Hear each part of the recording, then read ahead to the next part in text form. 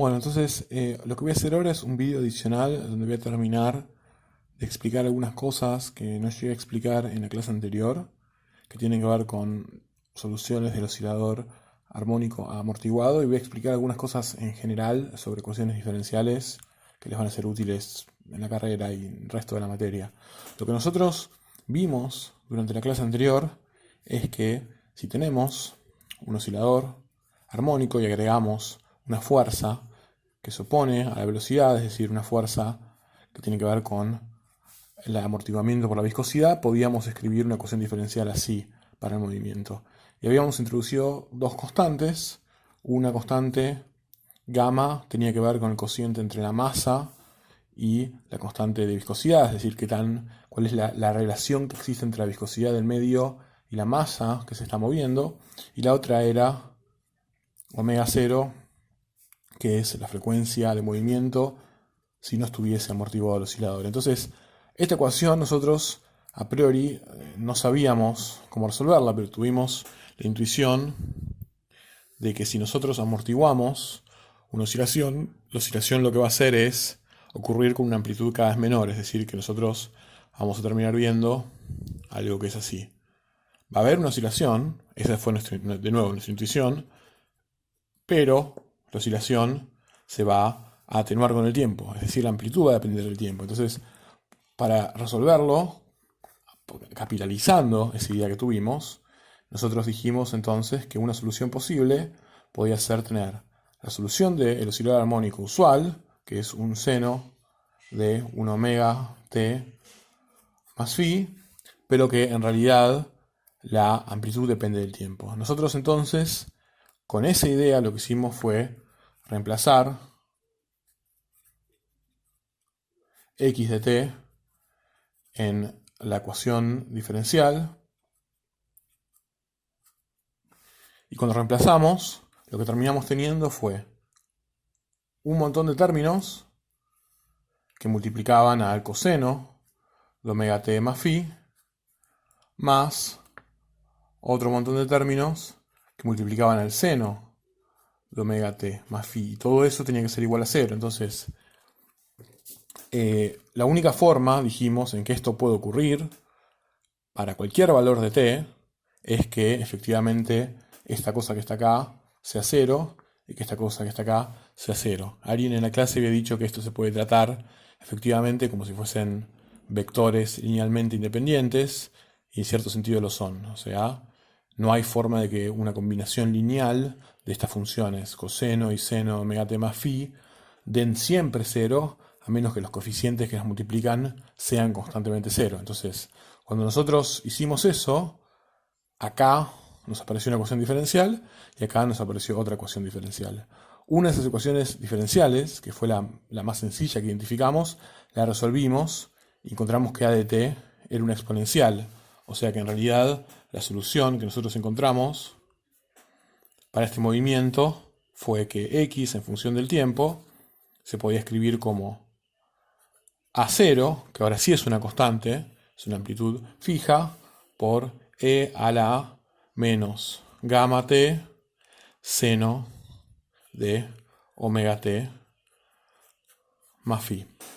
Entonces, primero, algo que nosotros dijimos desde el principio es que en realidad no íbamos a poner una frecuencia de oscilación omega igual a la que ponemos cuando el oscilador no está amortiguado, porque, de nuevo, la intuición que podemos tener es que en realidad a mayor amortiguamiento la frecuencia de oscilación va a ser menor, entonces mejor dejamos abierta la posibilidad de que esa frecuencia sea distinta.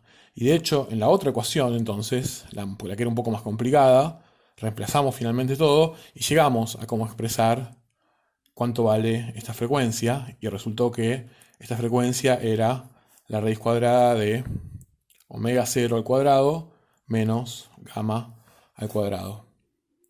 En esta ecuación hay cosas, por supuesto, que son constantes. O sea, en esta ecuación A0 y phi son dos constantes que se van a relacionar con las condiciones iniciales de la misma forma que vimos con el oscilador armónico sin amortiguamiento, ¿está bien? Y con eso vamos a poder expresarlas en función de la posición inicial y la velocidad inicial. Esto que está acá es entonces la frecuencia de oscilación del oscilador amortiguado.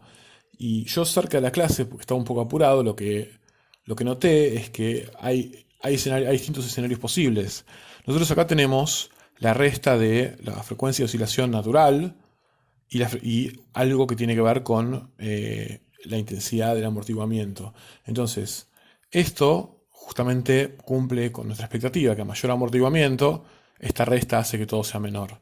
Pero hay un momento en el cual las cosas cambian de comportamiento, es decir, se vuelve distinto, porque puede ocurrir que si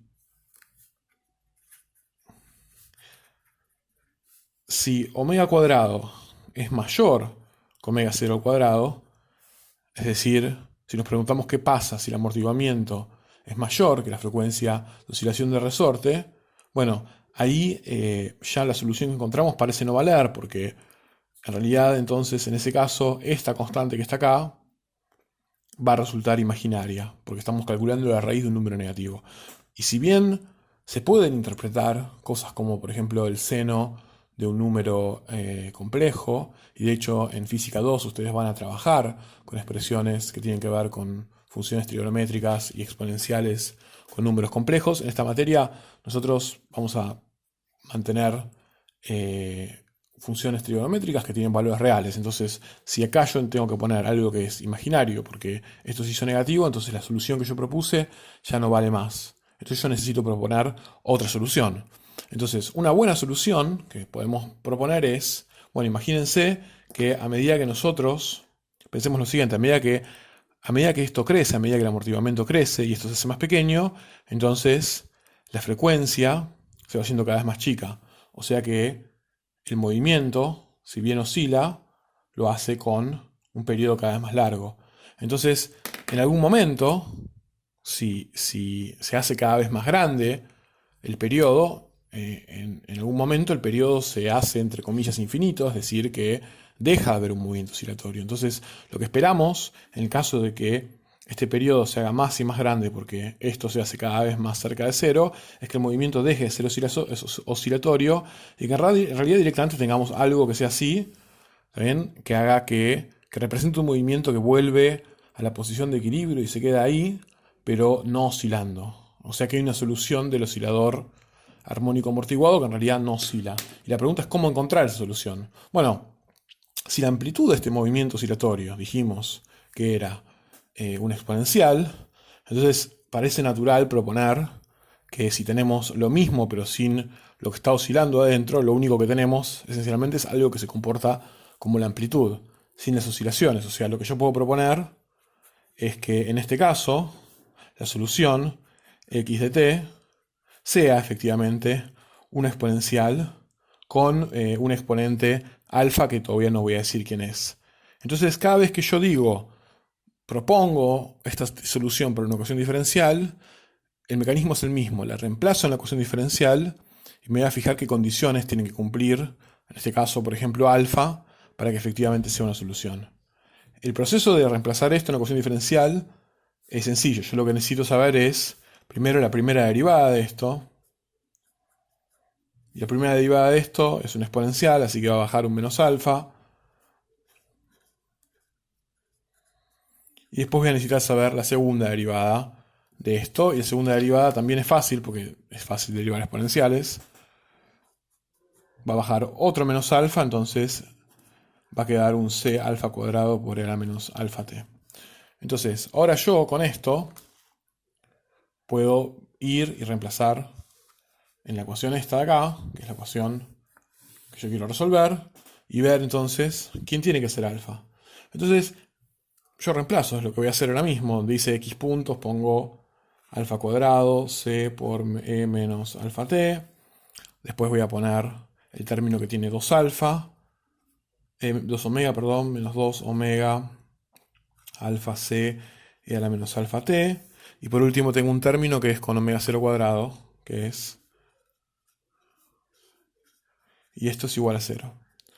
Entonces, acá lo que está pasando es que todo el lado izquierdo está multiplicado por lo mismo. Todo el lado izquierdo está multiplicado por c a la menos alfa t. O sea que sacando factor común,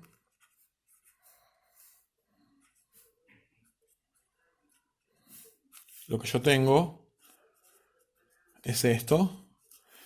Y la exponencial no se va a hacer cero, así que efectivamente la puedo cancelar.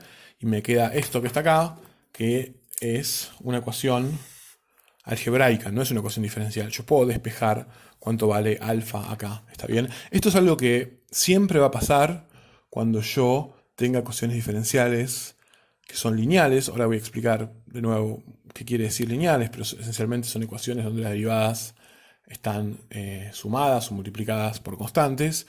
Entonces fíjense que en ese caso siempre lo que va a pasar cuando yo propongo una solución de este tipo es que siempre a la larga voy a poder sacar factor común a lo que sea por t. Porque derivar hace que bajen cosas de la exponencial, pero siempre queda multiplicando la exponencial. Entonces eso lo que va a hacer es esencialmente me va a transformar esta ecuación diferencial, cuando yo derive, en un polinomio en el cual las cosas que tienen dos puntitos, que son derivadas dos veces, van a hacer que aparezca al cuadrado lo que está como exponente de la exponencial, pero a la larga la exponencial siempre va a salir.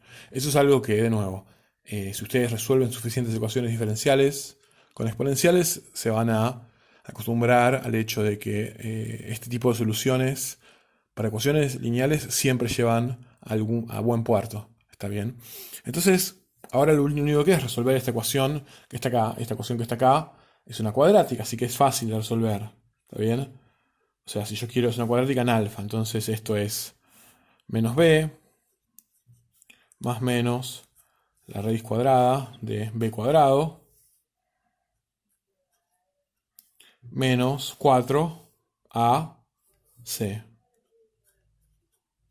Y todo eso sobre 2a, que es 2. Y esto, si ustedes hacen las cuentas, les termina quedando que es gamma más menos la raíz cuadrada de gamma cuadrado menos omega 0 al cuadrado. Entonces, acá hay algo interesante, que es lo siguiente. Nosotros quisimos encontrar una solución de esta ecuación. Propusimos la forma que iba a tener, pero por el hecho de que tuvimos que resolver una cuadrática, resulta ser que hay entonces dos soluciones posibles de esta ecuación. Una solución posible es si yo elijo